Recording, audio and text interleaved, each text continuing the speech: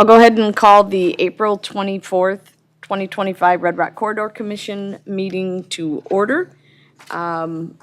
We are going to hold off on roll call because we are minus one of the Ramsey County Commissioners for quorum.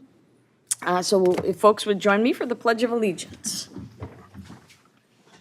I pledge allegiance to the flag of the United States of America and to the republic for which it stands, one nation, under God, indivisible, with liberty and justice for all. I don't see any, unless Josie wants to make a comment or anything from the public. Hi, Josie. I don't see any folks from the public here to make comments. We are going to skip items 4 and 5 because we need quorum to do that. And so, and then actually we need 6 and 7, we need quorum as well. So we're going to hold for a second on those as well. Am I right on that, Andrea? So 4, 5, 6, and 7, we need quorum. So why don't we do item 8, which is a presentation on Red Rock Corridor, and that is Andrea. Would we like to still continue with this item? Yeah. Okay. All right.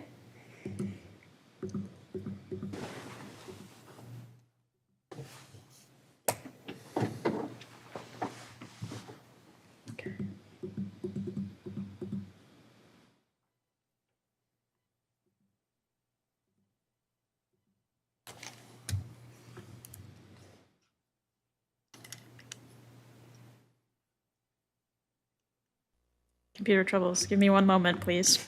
Oh, good.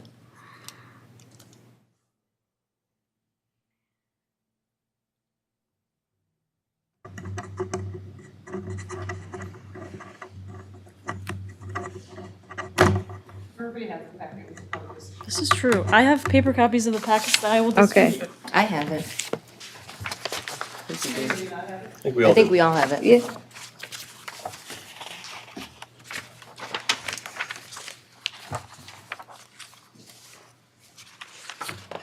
All right. Chair and Commissioners, thank you for your patience. At the first meeting of the Red Rock Corridor each year, staff present an overview of the corridor for the benefit of new members or folks from the public, and just a nice refresher for us all. So for anyone watching online, we're just going to go through the presentation in the packet. So the second slide. The Red Rock Corridor is a growing portion of Ramsey and Washington counties in the communities of St. Paul, Newport, St. Paul Park, Cottage Grove, and Hastings along Highway 61. This corridor has regional, statewide, and national significance as a primary transportation route for automobile, truck, and rail. The Red Rock communities formed the Red Rock Corridor Commission in 1998 to advance transit options and transit supportive development. So on the third slide, we have a brief history. In its earliest years, the Red Rock Corridor was included as part of the region's commuter rail plan. However, commuter rail comes with a high price tag. So after some years of additional study and monitoring other regional planning efforts, the Corridor Commission decided to reevaluate whether commuter rail was the most appropriate option for the corridor. In 2014, the Commission reassessed the goals for the corridor and reevaluated options to increase access to transit. And during that process, they considered land use, growth projections, forecasted ridership, and estimated costs for different mode options. Ultimately, the Commission concluded that bus rapid transit was the alternative best aligned with the Red Rock Corridor's goals and objectives.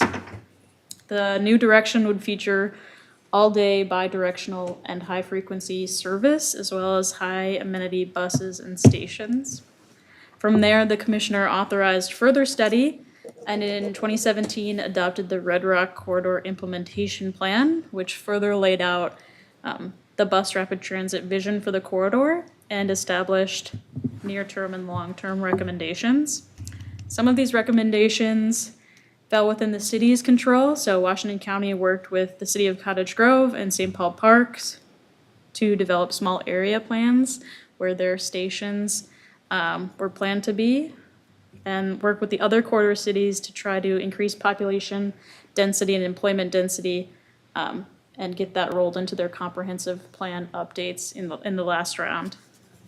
Since 2017, a lot has changed with the COVID pandemic and other developments, and residents and employers in this corridor need different things from their transportation system. So in 2023, the Red Rock Corridor Commission set out on a vision refresh to gather insights from employers, residents, and other stakeholders to ensure it was pursuing a transit service that best met people's needs, supported economic development, and improved residents' quality of life.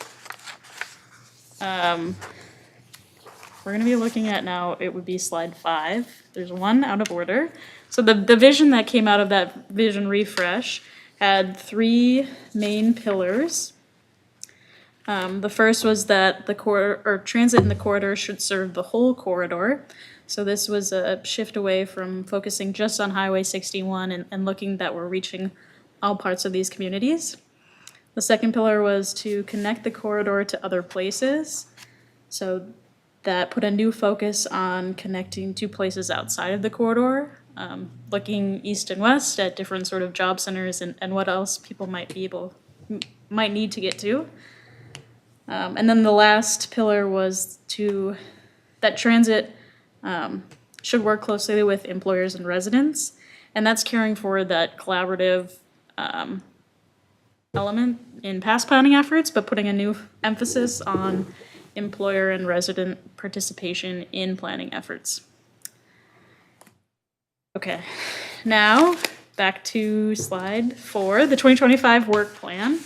The work plan was adopted last fall, and largely will continue working with Metro Transit and the Met Council to maintain and increase transit service in the corridor in the near term, and keep it on everyone's mind, thinking about the long-term possibilities for the corridor. We expect that this vision refresh and things coming out of the network now, Metro Transit's network now, will help reignite some discussions and bring previous partners back who used to serve on this commission. We'll also keep informing legislators of the need for improved transit in the area, and continue to offer guidance and comments on studies and activities that might impact the corridor.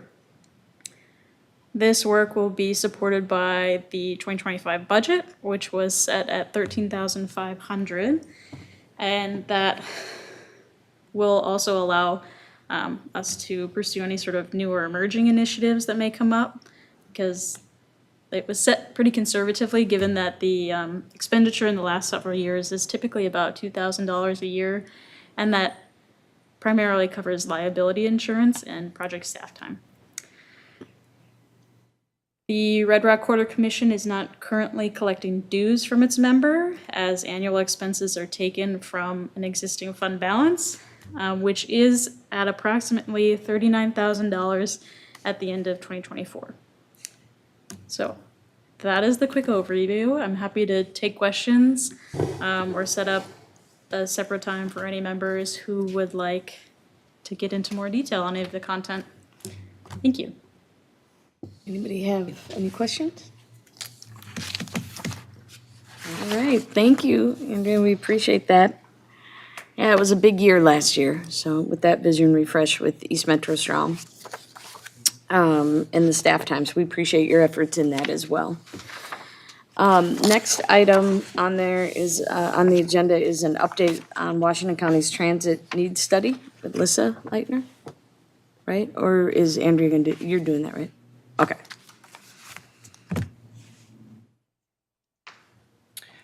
Chair and commission members, Lissa Leitner, I'm the planning director for Washington County. A handful of years ago, the county adopted a transit needs study that was primarily focused on seniors, people experiencing disabilities, folks who need additional resources. That study was adopted in 2018. Obviously, our world has shifted quite a bit, particularly when it comes to transit and travel patterns since that time. So that, coupled with the fact that there is additional county revenues that can be used towards transit with a new regional sales tax. The county board directed us to update this transit needs study and also expand it to basically all populations, still with a focus on the folks who are more vulnerable, but for all populations to determine, you can see the project objectives there, to determine what the needs are throughout the county.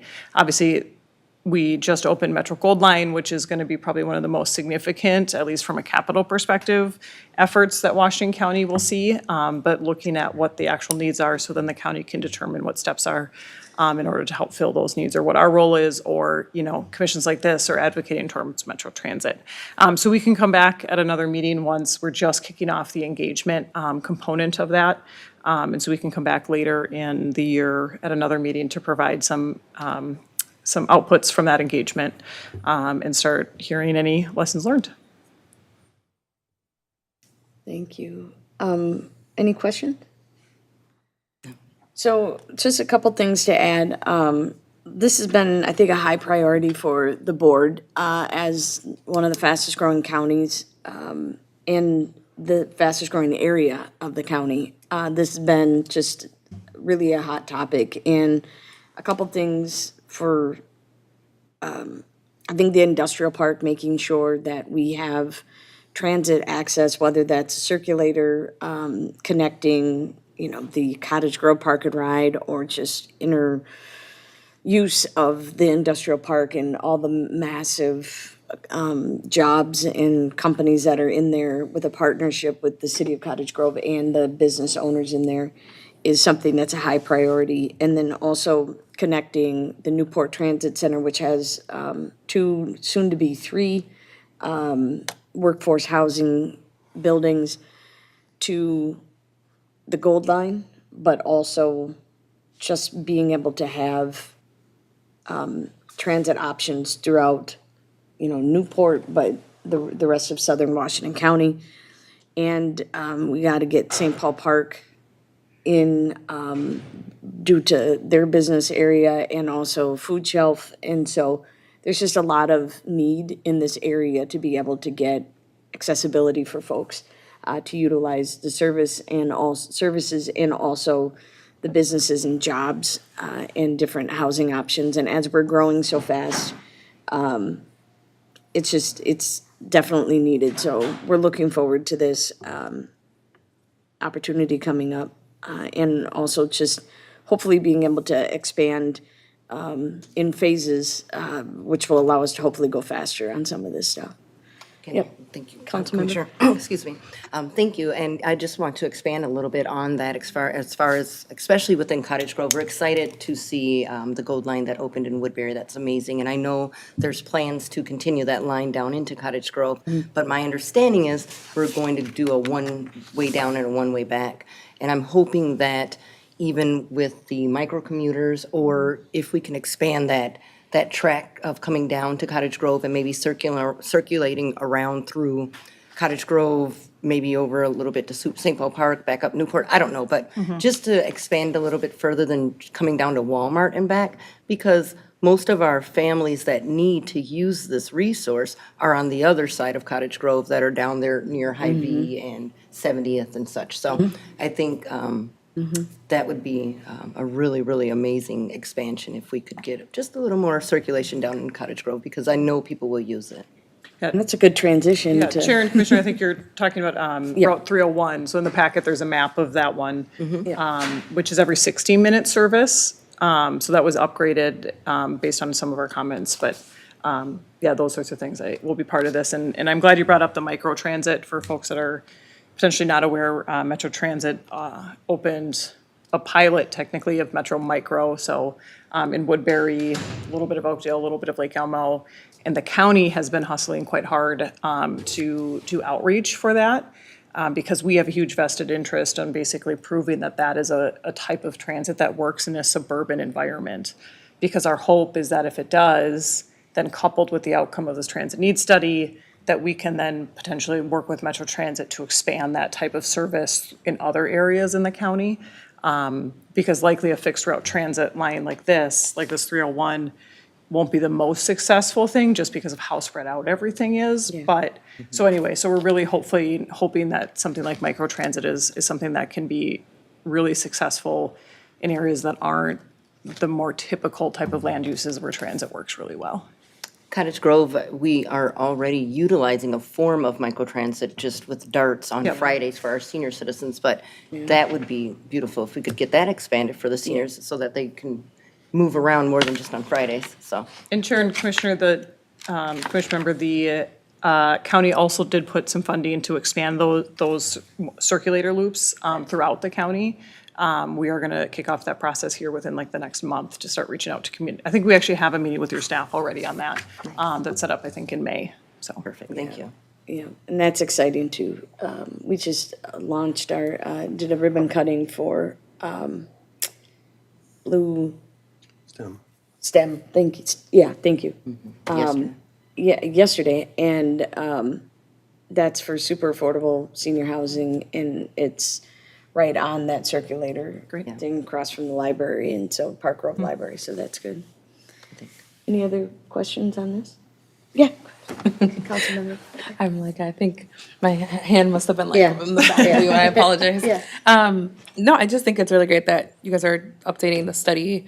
I think it would be really great to just see how, what changes from what was brought forth in 2018 to like, to the 2025, 2026 timeframe, and just how that may even shape work at this table. Yeah. I am curious as like a part of the 2025 work for the Red Rock Corridor Commission, like if not being able to also inform that from our respective jurisdictions that have either recently done transit expansions or transit studies, that maybe we can bring back the new findings and that can better inform some of the priorities for this year too, for this table too.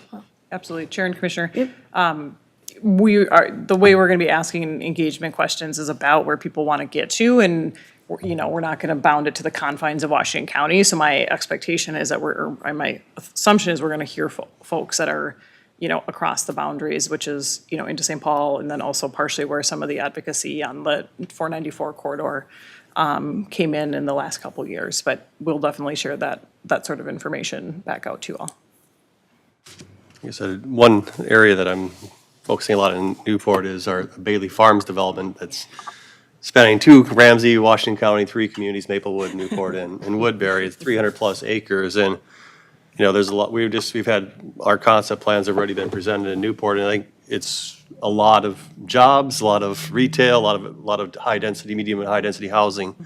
And the one thing is, I haven't heard the word transit mentioned in relation to that development yet, and I don't know, what we need to be doing about it, but that's going to be a major thing, and I think it would be trying to identify the needs for that development, because that's going to be moving, a lot of the planning process could be moving forward the next 6 to 12 months on that pretty aggressively. So I'm not sure if there's things that we need to be looking at, identifying, what we should be taking. It's kind of been coming in pieces so far, but I know we're going to have, Newport's hosting a meeting with, I think the cities and other counties are invited to next month to kind of start to get some bigger picture thinking about that site. And I would, I don't know the answer, what the needs are, but I guess that would be something, would be very helpful too, to think about. Yeah. And I do think that as part of the update, there's Gold Line, there's this commission that Lissa will be soliciting feedback from as well. So, to the council member's point, that'll be helpful too. All right. Thank you. Okay, and then the next item is the Network Now. It's still you, yeah. I'm back. Okay. Well, we touched on this a little bit. So Chair and members, we wanted to provide you with really, quite frankly, positive news on the changes that Metro Transit made. So if you recall, we were here, and Metro Transit came down here last year giving an update on their Network Now process. They received over 1,600 comments Nice. which is a lot. So our comment was just one of those 1,600. I know Ramsey County and Washington County submitted comments separately as well. And so we included the original letter that the commission sent in the packet, as well as the individual route changes, or the pages of generally the routes within this corridor, and then summarize those on this in the memo here. And like I said, a lot of them are things that were direct results of things that this commission asked for, as well as we know some of our other partners. So Route 70, that saw an increase. I know the commission, there was quite a few comments about kind of that south, Battle Creek area, south leg of Maplewood, of relooking at some of that. So that's at least one positive change in that area. The 219, which is a north-south route, which is a little bit east from this corridor, but also a really positive change of getting additional service on that Century Avenue corridor. The 301 was the route north-south connecting from Gold Line into Cottage Grove. A quick note about that one, since the county is planning quite a bit of work on the roads on that route in the next few years, we're coordinating with them on when that should start, to not start a route and then have it immediately be detoured due to construction. The 354, there was a lot of comments about extending that one all the way to the airport, not just Mall of America. That change has also been made. And then there's some frequency reduction in the 355. And then, of course, too, the plan didn't include at the time the extension of Gold Line directly to Minneapolis, but the plan now includes that. So that will come online in 2027.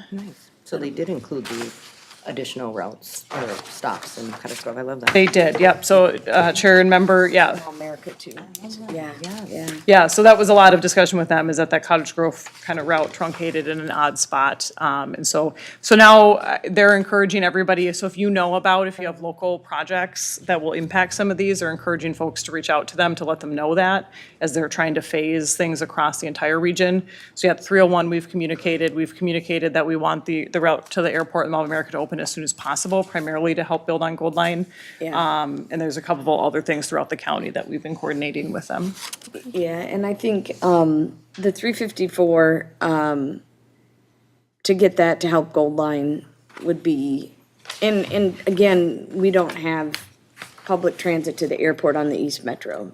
So I think that's just a key priority, and if it helps benefit the ridership on the Gold Line in concert with it just opening and just keep building on that line, I think is key. And then if we're using our transit system from Washington County, I think it just really builds layers, stacks that up, which I think is good. The 301, as it's drawn, as Lissa said, will be coming down from Valley Creek, then hits Radio, which is going to be under construction from Bailey to Military starting next year. But then Cottage Grove has 80th Street and East Point Douglas and other areas that are going to be under construction. So I'm not going to be surprised if that is delayed for a couple of years, to be honest. As bad, I mean, you don't want to launch a transit line and then have it either be, as Lissa said, diverted or canceled or suspended right away if people start depending on it. So we just really have to work with them. And then I believe, don't know if I've received my email about the agenda. Well, we don't have a meeting next week, but I believe at our next meeting, we'll be having a resolution supporting the extension to Minneapolis of the Gold Line in support of that, that we're partnering and supporting with Ramsey County. And so those types of things, I believe, will just kind of help strengthen the transit opportunities here in the East Metro. One of the final things is we have two openings on the Met Council. And Sue Vento is leaving, and she's one of them, and she was instrumental in really getting these changes and bringing our voice and lifting our voice up on the concerns when she came here, but after, and being an advocate. So I just want to thank her. And, I'm on the nominations committee for the replacement, and I'm telling you that person has some big shoes to fill as far as being an advocate for the East Metro. But anybody have any questions on the I think, good news. Yeah. So, Great. yeah. Yeah, no questions, mostly just comment. I'm glad to see the ways that they have incorporated some of the feedback. I think about how important that is, just like to continue to have, as we have these presentations and just feedback sessions, I think it's really helpful for them to like hear from us directly. So I really do appreciate that. I mean, even just being able to see the expansions to the airport, I mean, I believe that that's the Wood Lane Park and Ride, right? So like, that's a starting point, but like, it's cool to be able to envision, being able to take the Gold Line over and to do it that way versus having to take, go from, especially from the east side, all the way to downtown St. Paul to go to downtown Minneapolis to then go circle back around to Mall of America, to make it down to the airport. That's more realistic for quite a bit of the East Metro when it comes to just being able to, even if you have to drive there, park a car, go catch a flight, like that's still like a better idea. Commute wise, it just makes better sense. And so I'm excited to see that. And I just overall just am glad to continue to see us expand what this network could look like in the future. Yeah, and And the city of St. Paul, so we also supported the Gold Line expansion as well. Nice. By resolution a couple weeks ago. So I think we were able to Nice. push that through to the council. So just for the record, we're also joining you all in support. nice, and it's, we haven't always felt heard by the Met Council, Metro Transit, for sure. And so this is a pleasant change, but I think, it shows that we have strength in numbers and, how many comments again, 1,600, you said? Yeah, Yeah. so, I mean, it showed. Powerful. Any other comments? Thank you. Okay, seeing before we go, thank you, Lissa. Seeing before we go to communications, why don't we go back up and go to item 4, which is election of chair, because we needed quorum. So actually, we'll go to 1 to identify roll call. Andrea, if you can take that real quick to make sure that we have quorum, which I know we do. Both county members are here, and then we have the additional members, so we have 5. Yep, so we're good. So with that, we'll move to item 4, which is election of chair. So I would seek nominations for election of chair.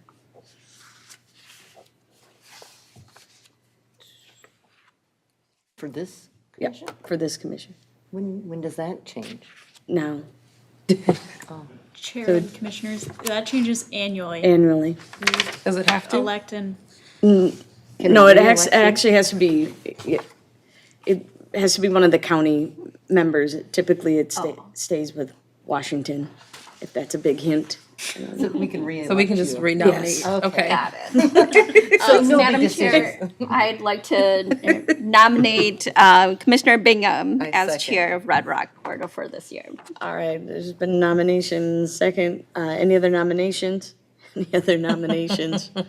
Seeing no other nominations, nominations are closed. All in favor of Commissioner Bingham as chair, say aye. Aye. Oppose, same sign. Okay, that passes.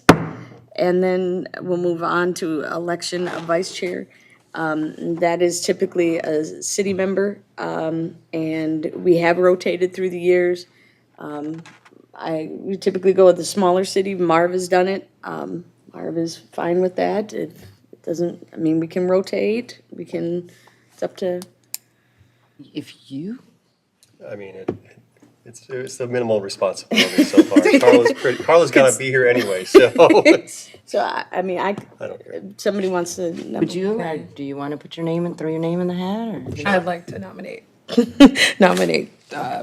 Marvin Taylor from the city of Newport to be our vice chair. All right, any more? second. All right, Marv's been nominated in second. Any other nominations? Any other nominations? Seeing no other nominations, nominations are closed.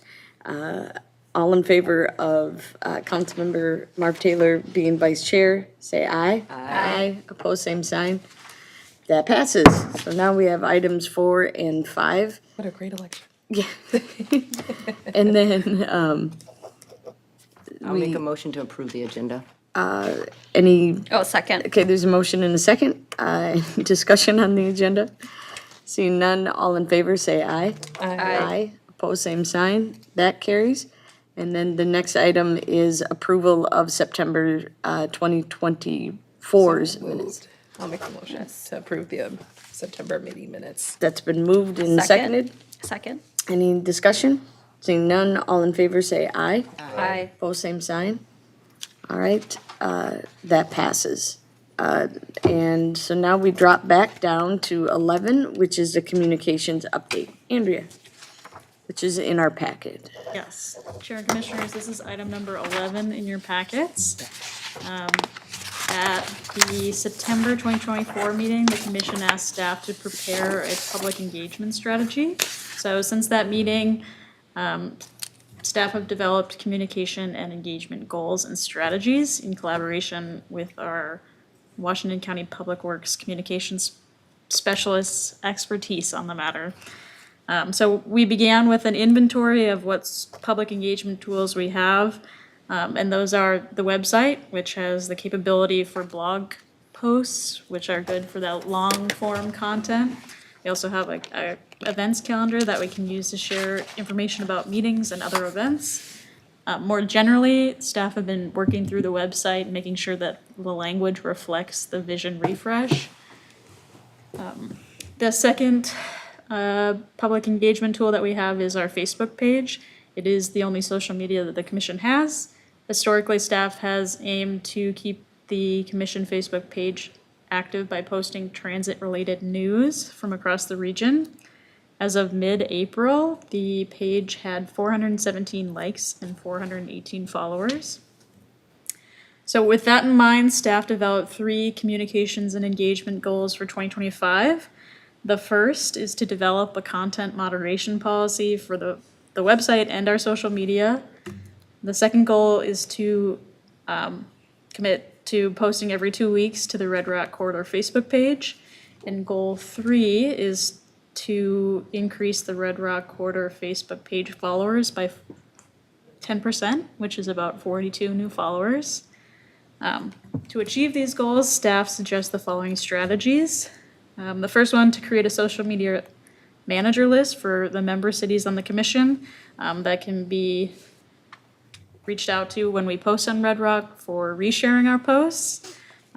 Second strategy is to schedule posts on peak days and hours and to promote any posts to certain areas of member communities or more generally. The third is an idea for a social media campaign, which is a what transit in the Red Rock Corridor means to me or my city or my county. And that will ask for your all engagement. The vision there is that it would be a monthly series where each commission member takes a picture of themselves holding a sign that says what transit means to them. And hopefully we can get that going here in May or June. And lastly, to keep this all fresh on our minds, the last strategy is to annually review and update our goals and strategies at the fourth quarter or final meeting of the Red Rock Commission. And so now I will happily stand for any questions, feedback, additional strategies that. Yeah, council member.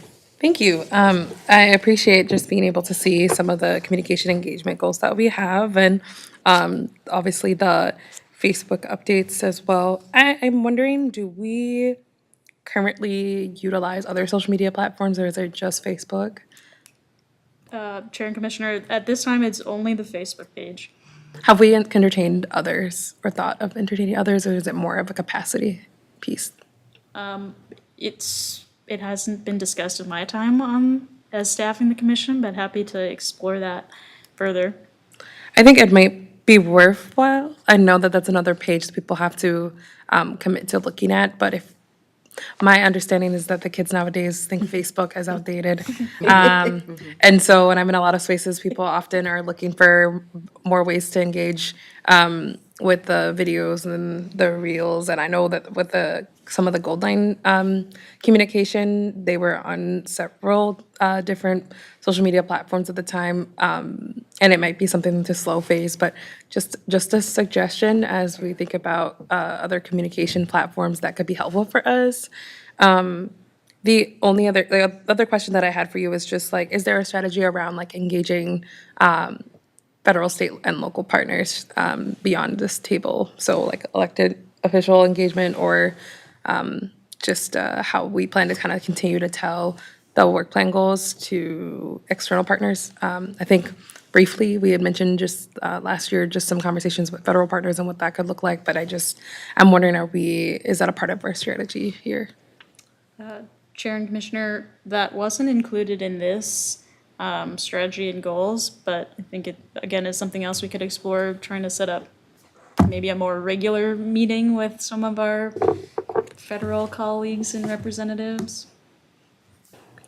Or when is the last time, I guess I should ask, when is the last time we maybe updated them? When's the last time we like met with them about this topic? I have to say, and listen, I'm gonna be taxing your brain on this, but we had a discussion last time I was on the board, which I left in 18, when there were things called like small starts grants and things like that, which are now debunked.